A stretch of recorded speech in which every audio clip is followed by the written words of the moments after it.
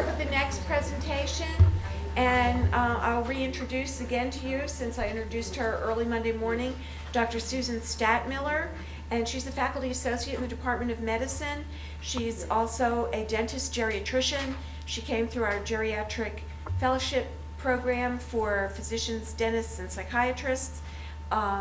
Before Liliana Oaks, though, it's been a while, and so now she's faculty with us, and we're happy to have her in the Geriatric Education Center, as well as giving an exciting talk today. Dr. Saunders. Good morning, everyone. I understand we have some dental folks in the audience. How many in here are, just to get an idea, how many in here are in dental-related fields? Okay, good. Well, then you're in familiar territory here. I feel very comfortable in this room. I graduated from the dental school here in 1985 and spent 4 years in this classroom, or the lecture hall above here. So, memories good and bad. Okey-doke. All right, topic today, common oral conditions in geriatric patients, identification and treatment. Dr. Saunders and Dr. Ye, compliments of their slides here. Dr. Ye is based at the VA hospital. All right, aging in the oral mucosa, microscopic and biochemical changes.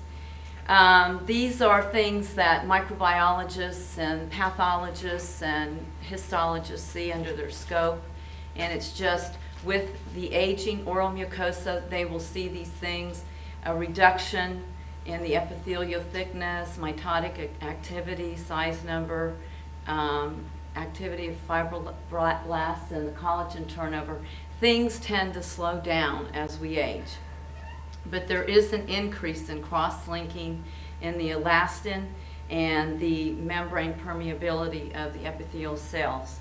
And then also, we hear about atherosclerosis in arteries, and that we see those changes also in the oral cavity. Also, clinical. If you just look in the oral cavity, and that's the thing about in the field of dentistry, we deal in millimeters, where the rest of the world is dealing in inches and feet and yards. We have, we've been accused of, having tunnel vision because we deal in millimeters. But when you're looking in the oral cavity, you really can't see a change in the appearance of the oral mucosa. It's more on a microscopic level. And then wound healing is supposedly delayed, as throughout the rest of the body. Okay, we're going to talk about some common oral mucosa membrane lesions. Most of, I've been in the dental field for over 20 years now, and most of the charts I see, and I don't know if you've experienced this either or not, but it's usually charting of hard tissue, like the teeth and the bone. But you don't see a lot of soft tissue charting. So these are soft tissue lesions. And then there's the candida infection, and then other there are denture-related lesions, denture stomatitis, inflammatory papillary hyperplasia, epulis fissuratum, angular cheilitis, very technical terms specific to the oral cavity. And then underneath the tongue, there's an increase in varicosities, and then of course all the oral cancers that are out there. And then some selected disorders we're going to talk about are Burney mouth syndrome, taste disorders, xerostomia, dry mouth, gingival hyperplasia, which we see in from drug reactions like Dilantin, phenytoin, and also pregnant women. You'll see a lot of gingival hyperplasia, and then that subsides after delivery of the baby. And then erosive lichen planus. Okay, does anyone know what this is? Very good, herpetic Whitlow. This is a herpes lesion, and the idea of this is to say, wear gloves. Don't even consider touching someone's lip or anything without gloves on, because so many bloodborne pathogens are carried in the saliva. In fact, the oral cavity is the second most contaminated, dirtiest, highly infected place in the human body, and I don't think I need to say what the first is. So there's a lot of bugs and microorganisms carried in the saliva. And wearing gloves is one thing. I experienced when I was doing my residency, very good dental assistants and conscientious, qualified people. And one area that a lot of people don't think of that's a high exposed area is the drill and the burr. And for non-dental people, the burr is like the little bit on there. And that is so contaminated. And sometimes just not thinking, you brush up against that burr and you don't know what was on that burr. So please protect yourself occupationally as far as infectious diseases and also legally. So, all right, here is the oral mucosal tissue exam chart, and it's as if you're looking in someone's mouth, and then at the top there is the upper lip, and then the labial mucosa, the tissue underneath the lip, and then there's the upper teeth, upper arch, and then there's the tongue, and then each side. And this is a great chart that I wish they would start incorporating in dental charts. So if anything is seen out of the ordinary, you can just put a mark there. But most charts and facilities I've worked in do not have a soft tissue. Do any of you experience that also? It's mostly just hard tissue, right? The picture of the teeth. This is a picture of a healthy palate. Pink, subtle. The hard palate is the bony part there in the front. I'm just going over this for some of our non-dental folks. And then the soft palate is back there. And it's usually pink, but with different cultures, it can be darker or lighter. But the important thing is it's healthy. You don't see any lumps, any bumps, any discolorations. Here's a picture of Epulus fissuratum. And usually this is from ill-fitting denture. It's right there. And the oral cavity, everything, if you had that like on your arm or another part of your body or on your skin, it wouldn't be as painful, but everything is magnified in the oral cavity. And this is just ill-fitting denture, wobbly, and some folks that are on limited income and resources, they will wear the denture for 10, 20, 30 years. And as we age, the bone resorbs, it deteriorates, and the only function of the bone is to hold the teeth.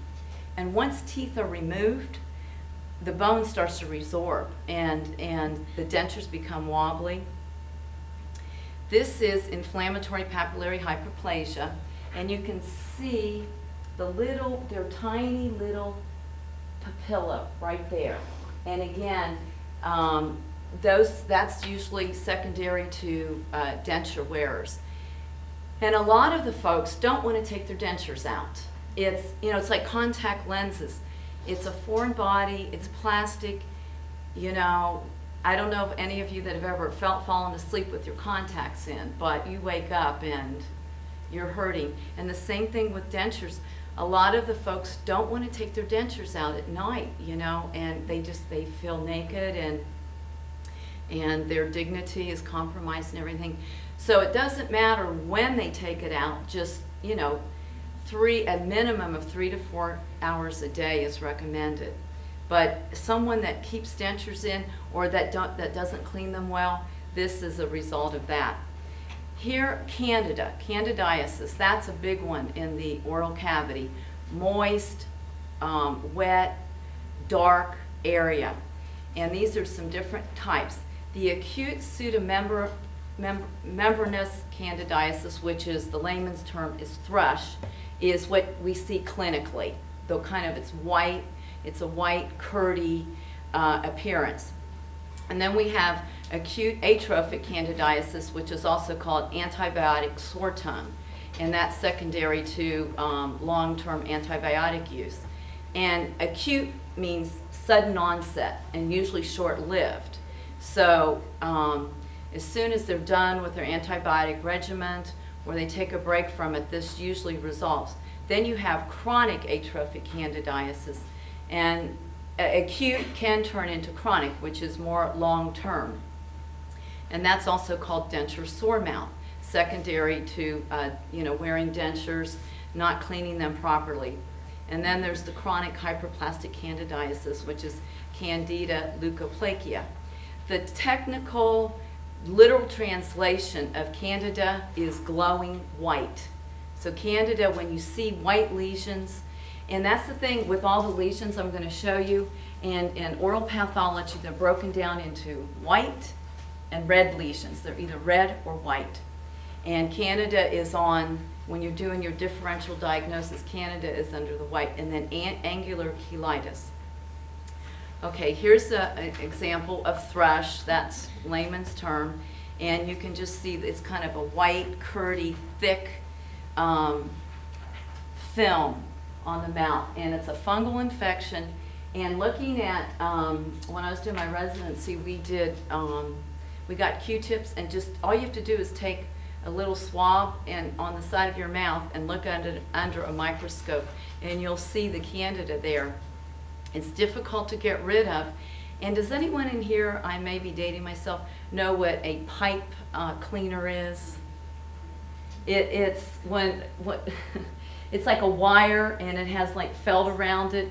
And when we were in elementary school, we used those. And under the microscope, Candida is like a filament looking, and it's very hardy and durable looking. Okay, and this is an example of, these are a little bright, some of these slides, but the denture sore mouth. It looks red and inflamed, not like the original picture I had shown you, was like pink. This is red, it's inflamed, it's very, very sore, and you still see some of the folks, the geriatric patients, they are determined to wear these dentures. This is angular cheilitis.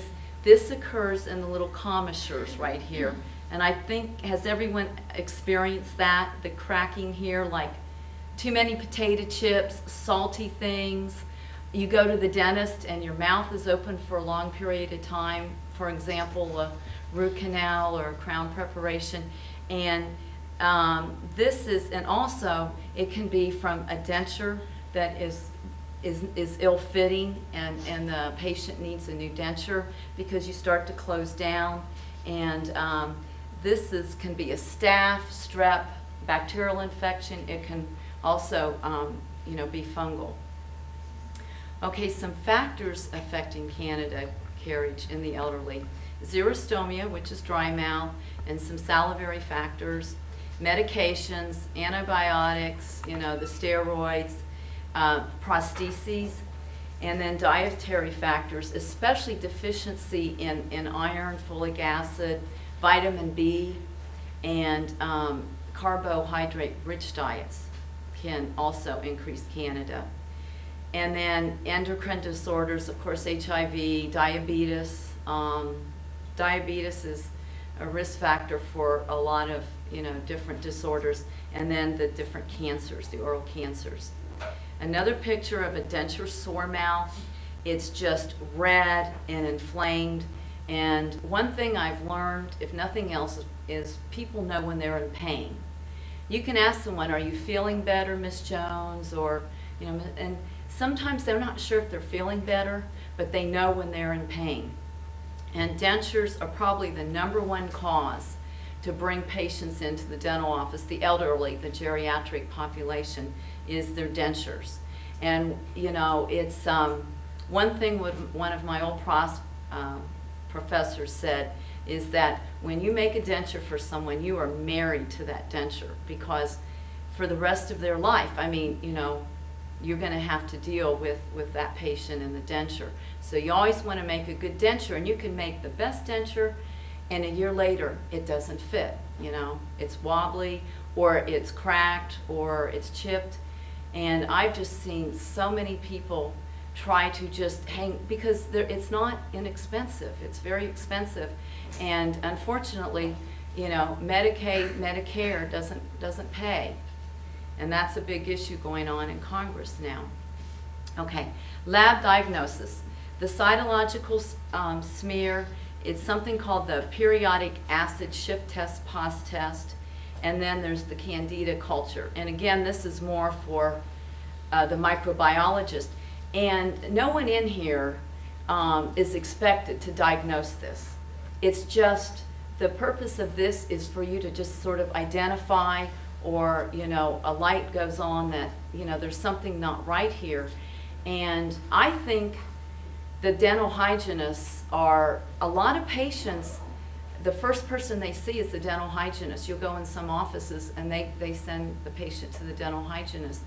And I've known very many sharp, really astute dental hygienists that you just can't put a price on their expertise.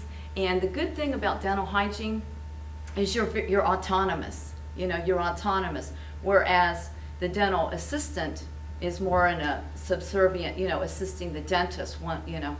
But the hygienist, you have time with the patient, and you get to, you know, look over and see if anything jumps out at you. Then the other candida culture is called the germ tube formation. And Candida, how it grows, it starts out like little germination, and then it goes into what's called a hyphae. And that's what the little pipe cleaner, they look like little fibers, filaments. And that's, our job is just to recognize, identify it.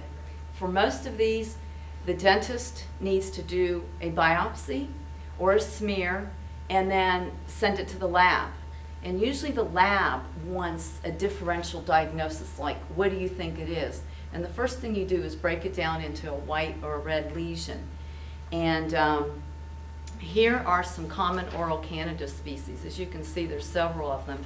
The two that are highlighted, the Candida albicans and glabrata, are the most common. Okay, for treatment, the RXs are in the handouts. I'm not going to spend a lot of time on these.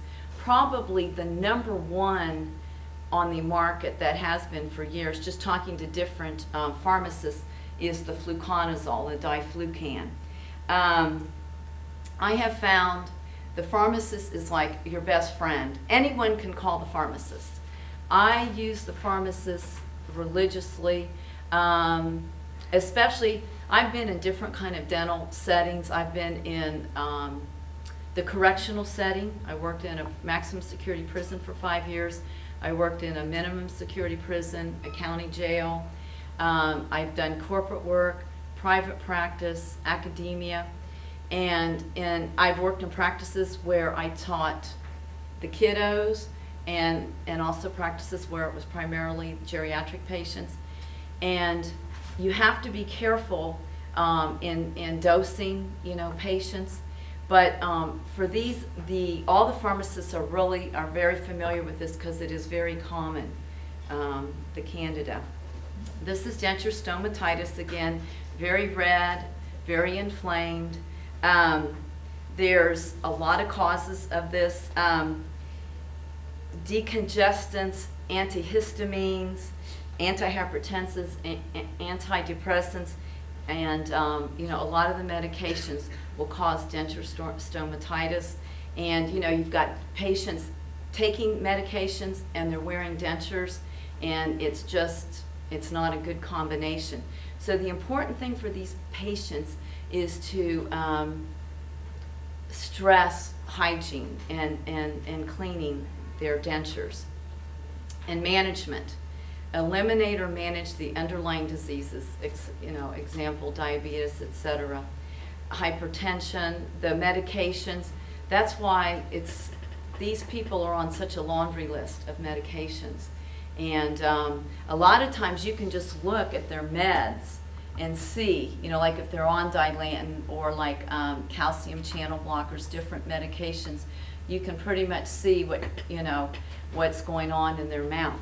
And then management of xerostomia, the dry mouth, and because you need some kind of moisture, saliva for the dentures, and then the different anti-candidal therapies.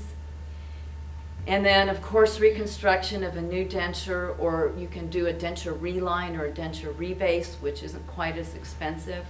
And a lot of patients just don't go to the dentist because it is expensive.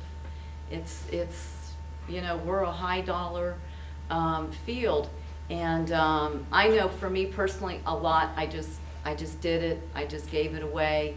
I worked with I never owned my own practice, but I associated in practices, and they, you know, it was like, Dr. Stattmiller, you know, a dental office is a business, and they're in there to make money, and it's a reality, and it's like you just can't keep giving it away, you know, but these people just, you know, they need help. And then also, you can leave, you know, it's stress to the patient, leave the denture out of their mouth, which is hard for some patients. This is an example of poorly taken care of denture. You can see the plaque right here, the plaque and calculus buildup right there. And it's just not well taken care of. There's a little chip right there. And it looks like the denture's already had a reline or a rebase. This was an impression taken of a denture and looked under a microscope to show you all the microorganisms. There is strep, there's staph, there's candida, everything is in here, all the bugs that grow on the denture. It's just amazing. Denture stomatitis. Oral mucosal lesions are negatively related to cleaning of the denture-bearing mucosa. In other words, the better and more regular that the patient cleans the denture, the less likely they are to have oral mucosal lesions. Mechanical cleaning, brush with soap or diluted bleach, and of course rinse it very well. And then there's something on the market called Hibiclens, but they need to be soaked for at least 15 minutes, and then cleaned very well after that. Herpes zoster, it's also called varicella zoster or shingles. It's, what, does anyone know what another name for that is? Adult chickenpox. It's adult chickenpox, and it's very, very painful in the adult. And what it is, it's a reactivation, it's recurrent chickenpox of the latent herpes virus. And it can be due to thermal, inflammatory, radiation, you know, people that are having radiation therapy, and or mechanical, and then, or anybody in an immunocompromised state, you know, the HIV patients, diabetics, and it runs along the trigeminal nerve. Who in here can say there's three? The trigeminal nerve is one of the biggest, fattest nerves in our body. It has three branches. Who can name the 3 branches of the trigeminal? Oh, what's one? Ophthalmic. Very good. Mandibular maxillary. Those all come from, tri means 3, so it's very good, ladies. That that's always a popular test question. How many in here had to memorize the 12 cranial nerves? I always remember 5 trigeminal, 7 facial, 10.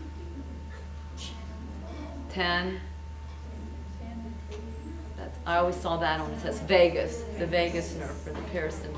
And then 12. What's 12? Hypoglossal. Very good. All right. Anyway, the shingles, the herpes zoster, it's very painful. There's a lot of small vesicles, and they rupture. And then when vesicles rupture, they become ulcers. And it's a denuded area. And a lot of patients come in, and they're like, they think they have cancer or some disorder. And most of the patients have just an aphthous ulcer, which is called canker sores. And so it's easy to rule that out because you ask them how long they've had it. And if they just got it, you just tell them, wait 7 to 10 days, and if it hasn't resolved, come back. But this occurs unilaterally on the skin, and you can see it because it runs along the nerve, the trigeminal nerve. And the post-herpetic neuralgia, it can last for months after eruption of the vesicles. And this is an example of herpes zoster. You can see the vesicles in the palate of the mouth. Right there, the little white vesicles. And they are very, very, very painful. And they do rupture and then they become ulcers. And that's another thing with the trigeminal nerve. It's way back here.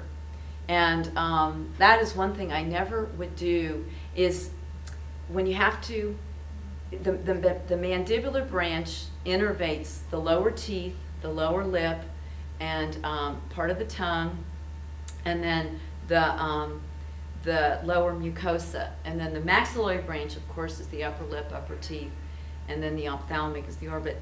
But when you have to invariably anesthetize a patient, and they see the needle, it's like a 27 gauge long needle. It's very long, and people just freak out because all they see is the length of the needle. But it has to be long enough to get back there to anesthetize the patient. So I always try to never show the needle, and some dentists, they don't think it's an issue, but I feel like that's the #1 reason why people don't like the dentist is needles, and plus all our instruments are very sharp. Okay, here is the diagnosis. Again, a cytological smear. The dentist should get a biopsy. If the dentist in your office doesn't want to get the biopsy, send it out to an oral surgeon. I referred many biopsies out to oral surgeons because that's what they do, oral surgery, day in and day out. And then they'll send it to the lab, and then the diagnosis comes back. But in the meantime, until you get a diagnosis, the management here is this, and it's in your handout, an acyclovir and the valacyclovir. The virs are usually to manage the herpes zoster. And also systemic prednisone, which is a corticosteroid. And this is becoming such, let me go back one there to there. I like to keep up with current events. And last week I was in Washington, D.C., and the front page of the newspaper that's dated June 2nd, Thursday, one of the main articles was shingles vaccine cuts cases by half. I thought that was very interesting for a front page because if something isn't like relevant in our life, sometimes, you know, we don't pay attention to it. But for so many folks that are suffering from this, it is an issue. And if I may, I'm just going to read just the beginning. It says, the elderly are most vulnerable to painful attacks. A powerful new chickenpox vaccine for adults prevents more than half of painful shingles cases that occur in people 60 and older, a large study reports today. The same virus that causes chickenpox in children may lie dormant for decades and cause shingles after immunity wanes with age, because when we get chickenpox, we build up antibodies. And that's why they say it's good to get all the childhood diseases, chickenpox, measles, mumps, etc. But that immunity wears off as we age. The new vaccine made with the same weakened virus used in children's chickenpox vaccine, but nearly 20 times more concentrated, is the first shown to boost immunity and keep the virus from coming back to life. So much of our vaccine strategy centers on children only. Now we have a strategy to preserve the quality of life of older Americans. Shingles, a very painful, blistering rash, strikes about 1 million people each year, half of them older than 60. So, as the other speakers have said, our population is aging and it's becoming a real problem on society.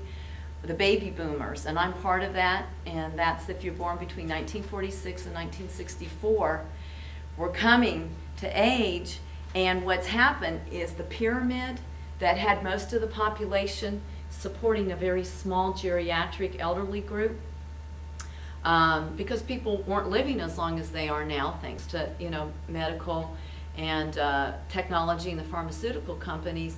The pyramid's inverted. So we have the base at the top now and a very small cross-section of the population trying to support this growing geriatric segment of our population, and is creating havoc on the healthcare system, on the social security system, as you know, many people are aware. You had a question. Going back to the shingles vaccine. Yes. Since it's more concentrated, what if the person's never even had chickenpox in their youth?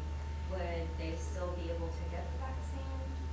Or Yes, yes. It can be recurrent, or they can not have had it as a child and get it as an adult. It's just adult chickenpox. And as far as I know, the vaccine will still, yes, it's still relevant to them. Good question. Okay, here's the population at high risk for oral cancers. Now we're getting to the part which is why it is so critical in your office. If you see anything, it's, you know, it needs to be sent to the lab, anything in question, because 60 years of age, history of tobacco use. I think tobacco use is a risk factor for everything. History of alcohol use, low level of education, lower socioeconomic status. People retired, no dental insurance. A lot of people, you know, have health care insurance, medical insurance, you know, Medicare pays for that, Medicaid, minimal. Edentulous, no teeth at all, or, you know, multiple non-replaceable missing teeth. Or they don't have any kind of preventative health measures in their life. So this is the population at risk for oral cancer. Okay, here's some clinical warning signs. Leukoplakia, white plaque. Erythroplakia, red plaque. And a plaque is just film for non-dental people. It's just a white or red plaque. Actinic elastosis. I tell you, you have to have a degree here in pronunciation. That's the hardest part about being in our profession, is all these technical terms. We're so specialized and everything's so technical. But of all the professions, dentistry has come the furthest as far as technology and changes in the last, you know, 20, 30 years with aesthetic dentistry and implantology. Anyway, actinic cheilitis, that's the sun, from the sun. And then candida, or the papilloma virus infections, and then lichen planus, and we're going to go over some of these. This is squamous cell carcinoma. The two most common places to find squamous cell carcinoma: floor of the mouth. If you see any white lesion on the floor of the mouth or the tongue, and it's usually in the posterolateral aspects of the tongue, the back, on the sides. But it can be anywhere, okay? It can be anywhere. Squamous cell carcinoma, very poor prognosis. So anything, you know, that's why the white, you know, there's leukoplakia, which is a white film. It could be malignant. Then you have candida, which is white. And you know, that's benign, but it, you know, it needs to be treated. But squamous cell carcinoma, so many different lesions mimic it. Here's another example, up in the palate. It's not on the floor of the mouth or on the tongue at all. It's up in the palate there. And it's red, and it's done a lot of destruction. The tongue is a place that manifests a lot of oral conditions. That's one thing about the tongue. It tells a lot. Okay, here's for patients that have had radiation therapy. They get the radiation mucositis, especially if the oral cavity or the mandible was in the port. And again, I've given this presentation, and pharmacists that were in the audience, they're very, very familiar with this. And I asked them, what is the most popular of these that is requested, and they said the triple mix at the bottom there, the triple mix. And Burning mouth syndrome, let's move on to that, and we've got a little bit more on the oral cancers. Okay, etiology, causes of burning mouth syndrome: xerostomia, dry mouth, the candidiasis, referred pain from the tongue musculature, a lot of medications, GI disorders, the gastroesophageal reflexes that's becoming more prominent now. Nutritional deficiencies, especially vitamin B complex, iron, diabetes, any hormone imbalances, and it can have a psychogenic etiology or unknown, idiopathic, of unknown source. When I was doing my residency that was hospital-based, we got a lot of consults for like fevers and pain of unknown origin.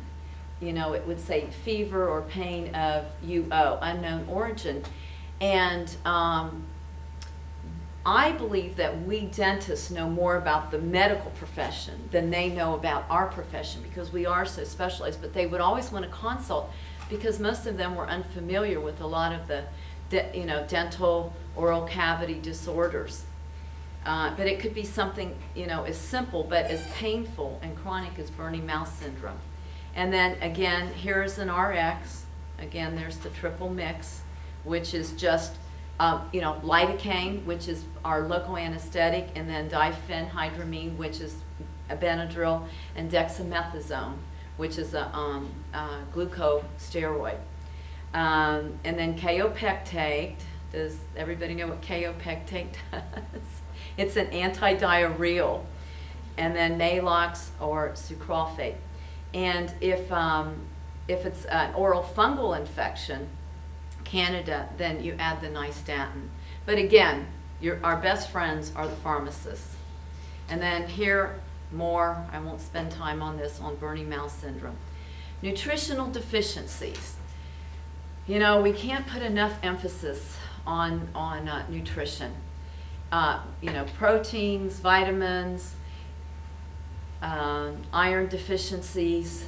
Still in this day and age, it's just amazing with, the abundance of food and vitamins out there. There are still many, many nutritional deficiencies, very easy to address. So the vitamin B complexes is a very prevalent nutritional deficiency. Change in eating behaviors, anything that interferes with eating, digestion, absorption. And then the clinical manifestation, what we see in the mouth. On the tongue, we have these little papilla, and they're called filiform papilla, and those deteriorate. We lose those with a lot of, especially with the vitamin B deficiencies and the folic acid. And then you get these little painful red erythematous and lesions, and then the tongue appears smooth and bald. I don't know how many people spend time looking at their tongue, but the tongue is very characteristic, and this is an example. See how it's I don't know if you can see it, but it's just kind of shiny and smooth, and it seems kind of bald speaking. And this person, in fact, they had an iron deficiency, which is more prevalent in females than males. Okay, erosive lichen planus. The etiology can be unknown. Emotional stress. Again, stress is a risk factor for everything. Stress is not good for anything, I've found. General debilitation, any hypersensitivity to drugs. It can be bacterial, it can be viral. It can be autoimmune, where your own antibodies are attacking its own cells, which is again, most of the autoimmune diseases are female oriented. Clinical manifestations, it's erosive, it's ulcerated, and the thing about, I'm going to show you a picture here in a bit, erosive lichen planus is red, but it has this white striae that you can see. And then again, the only way to definitively diagnose any of these oral lesions is by a biopsy, and you send it to the lab. and they do something called direct immunofluorescence. Here's an example of erosive lichen planus. Can you all see the little white striae there? It's usually on the buccal mucosa right there, and it's red, it's inflamed, but it has the white striae there. Pemphigoid, which is also called benign, meaning it's not malignant, mucous membrane. A pemphigus is just a blister. That's all it is. And pemphigoid is in the oral cavity. Etiology, it's an autoimmune antibody against the basement membrane of the mucous membrane. And they're small little bullae that form, and then they rupture and they leave an ulcer. And the test for that is called a positive Nikolsky sign. Does anybody know what that is? Positive Nikolsky sign. Okay, there was a Russian dermatologist named Nikolsky, and how you can tell that it's pemphigoid is that you can rub it off. It rubs off. It, like squamous cell and some other lesions, they don't rub off. They are there. But the pemphigoid as well as candida, they rub off, and then it turns into an ulcer, which is painful. Again, diagnosis. It's got to be biopsied. The human eye cannot diagnose. It needs to get sent to a lab. And then again, they do the staining. And then management in the meantime till you get the biopsy back with the diagnosis is just topical anesthetics and systemic steroids to keep them comfortable. Here's an example of a traumatic ulcer, side of the tongue, very painful.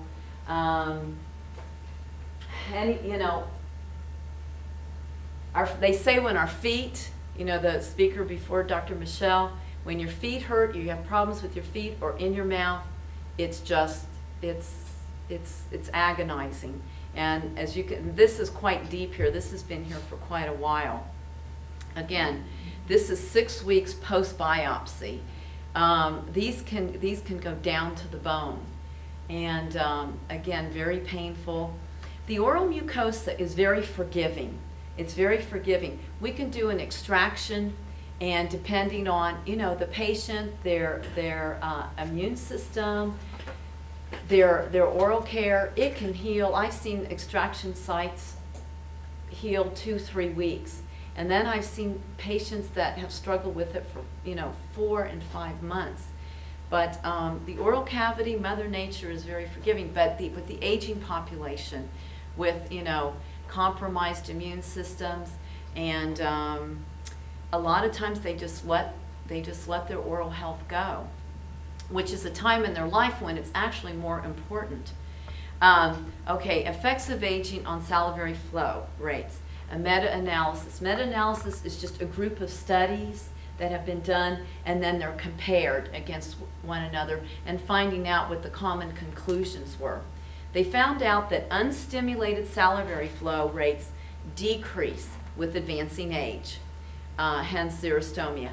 The age-related changes are primarily evident in the sublingual and submandibular glands. We have 3 sets of glands, and these are 2 of them. What's the third one? The largest. Magda, did I hear you? No? Anybody? Parotid, yes, the parotid glands right here.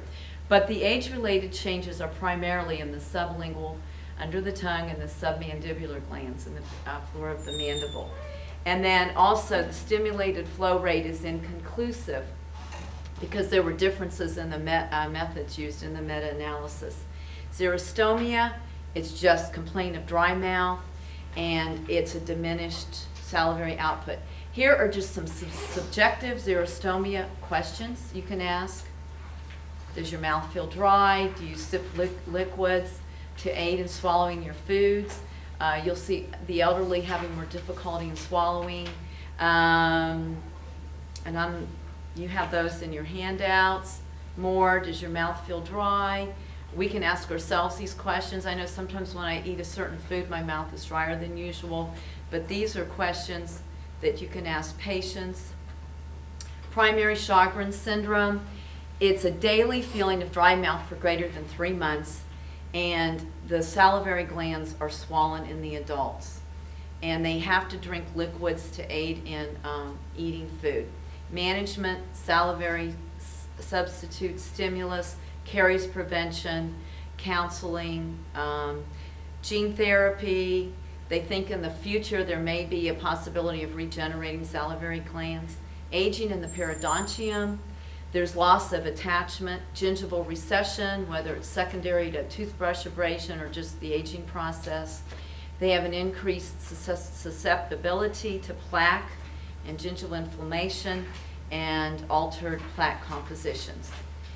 Also, here are just some anatomic and biochemical changes in the periodontium, and this is more for the microbiologists and the specialists, the periodontists.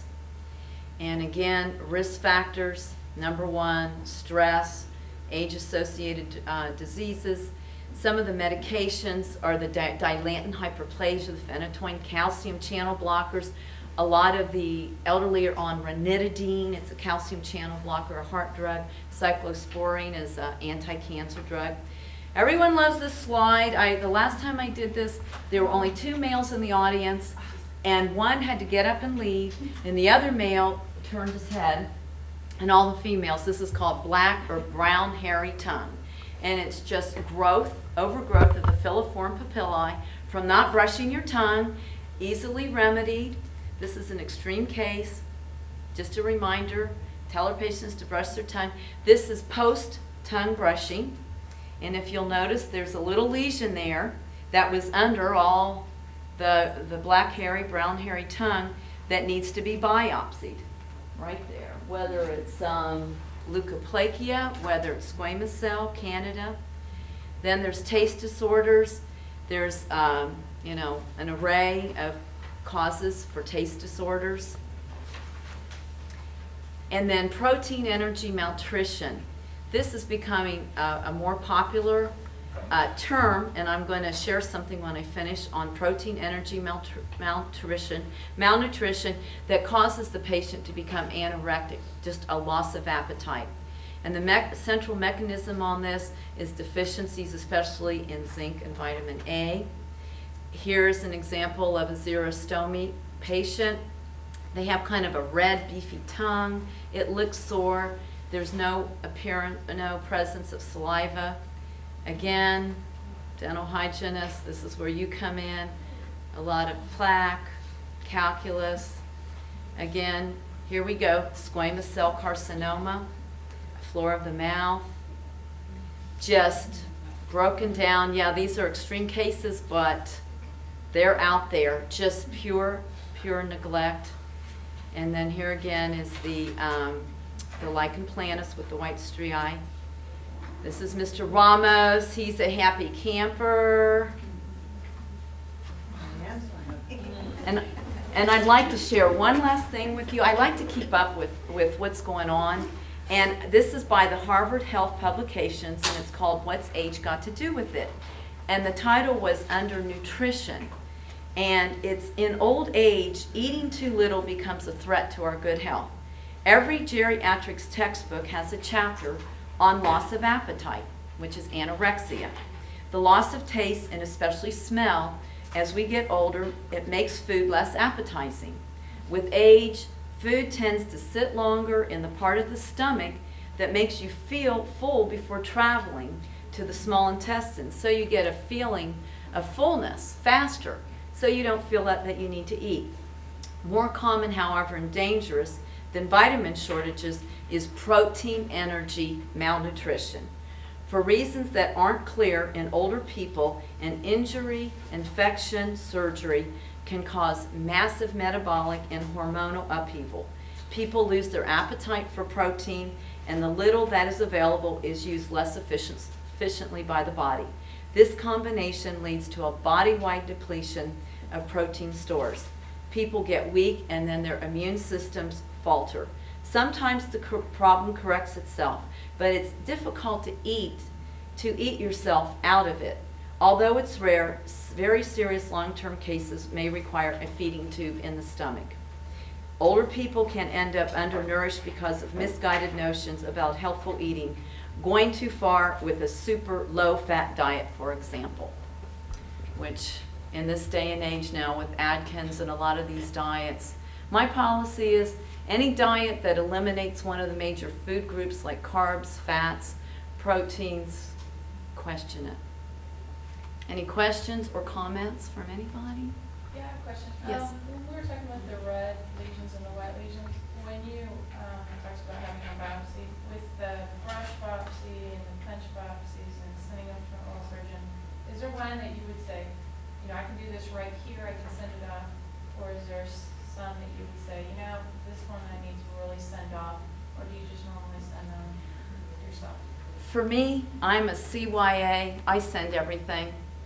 The like the thrush, the Candida, that's more of a smear, and but it's still, they still need to be referred to get a definitive diagnosis. You can treat some of these, and if the signs and symptoms, you know, are alleviated and go away, then you know you can eliminate, and you can, and that can be written up because the lab definitely wants what you saw, because the lab doesn't see the patient, so they want a clinical description. But for me, in this day and age, I send everything to the lab, and if I personally didn't want to do a biopsy, I would, you know, when in doubt, refer it out. If I don't remember anything else from dental school, I remember that. And one last thing to leave you with, we have a couple minutes, is I was in the clinic one morning, and a patient came in, and for the GPR residency, we worked what was called special patient care, and they were all medically compromised patients. So about 11:30, a patient came in and he had a huge tongue lesion. Well, one of the faculty said this needs to be biopsied right now, suspecting you know, something very serious like a, you know, oral carcinoma, squamous cell carcinoma. Well, lo and behold, there were no assistants around because no, you know, it's, you know, we knew it was something very highly contagious and serious.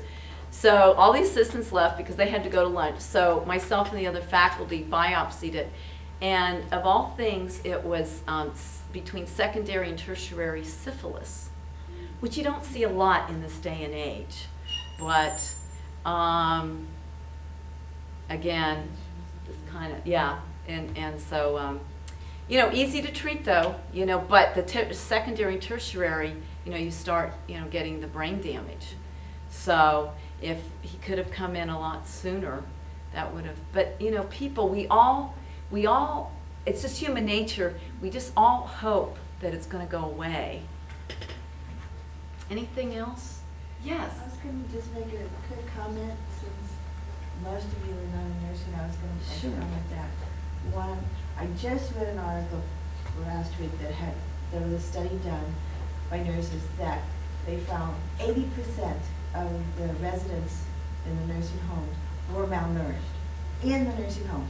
So don't expect them, you know, when they come to you and you wonder, well, why do they look like they have these deficiencies? It's because they're not being fed enough or correctly for those reasons that you just gave, and because you've got one nurse's aide to 18 patients. And then the other comment was you talked about herpes. Yes. Zosters. Real common problem is that you have parents, grandparents living with, you know, with the nucleus family, and you've got grandkids. So when little kids come, Yes. being exposed from, you know, being in school, nursery school, the smaller they are, the more apt they tend to have the chickenpox. So kindergarten, first and second grade, and recurring exposure. So when they do get the exposure to the kids, they get the herpes zosters, and they'll keep getting, they'll reoccur. Recurrent, right. If many times, if when they're taken out of the situation or the kids have moved away, it doesn't always have to come back as often. So you can ask them if you've got a patient that keeps coming back. Yeah, the exposure. Absolutely. Thank you. Well, thank you for being a great audience. I'll be around. Please don't hesitate.